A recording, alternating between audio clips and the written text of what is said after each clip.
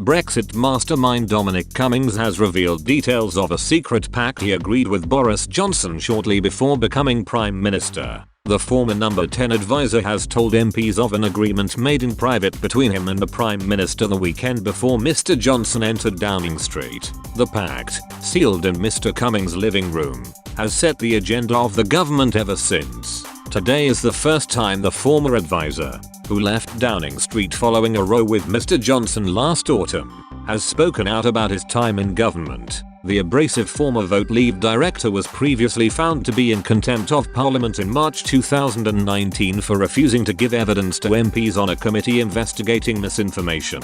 Appearing in front of the Science and Technology Committee, Mr. Cummings explained he only agreed to work for Mr. Johnson if a series of conditions were met. He said, "The Prime Minister came to talk to me the Sunday before he became Prime Minister and asked would I go into Downing Street to help sort out the huge Brexit nightmare." Outlining his terms of employment, the special advisor told MPs, "I said yes. If first of all you're deadly serious about actually getting Brexit done and avoiding a second referendum.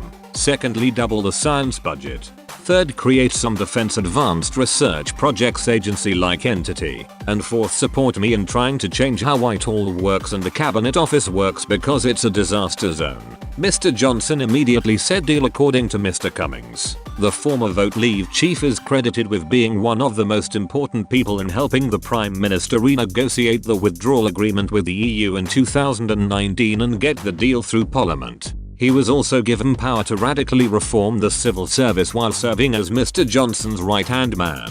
Major reforms to the Whitehall system off the back of Mr. Cummings' work are expected to take place next year, including plans to slash the number of personnel. Meanwhile, his demand for the creation of a body similar to the US's Defense Advanced Research Projects Agency has led to plans for the creation of the UK's Advanced Research and Invention Agency, ARIA, which was the main reason he was called on to give evidence today. The new scientific research agency will see experts given £800 million of funding to identify and fund research involving high-risk, high-reward science and will have independence from the government. ARIA has raised concerns over a lack of transparency over how taxpayer money will be used. The Science Committee's chair, Greg Clark, also confirmed this morning that Mr. Cummings has agreed to appear at a separate date to give evidence on the government's response to the coronavirus pandemic. The affair is likely to be explosive, with the former advisor already using today's evidence session to give a teaser of his damning verdict of the way the Whitehall responded to the virus.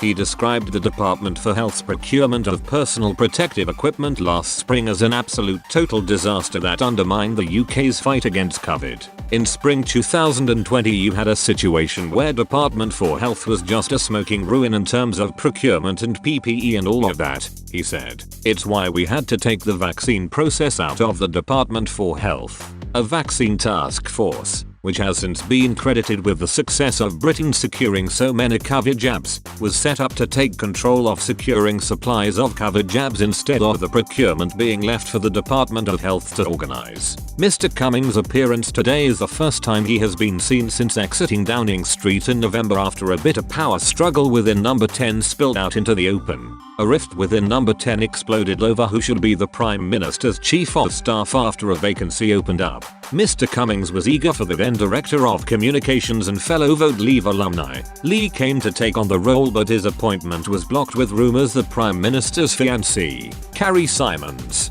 played a role.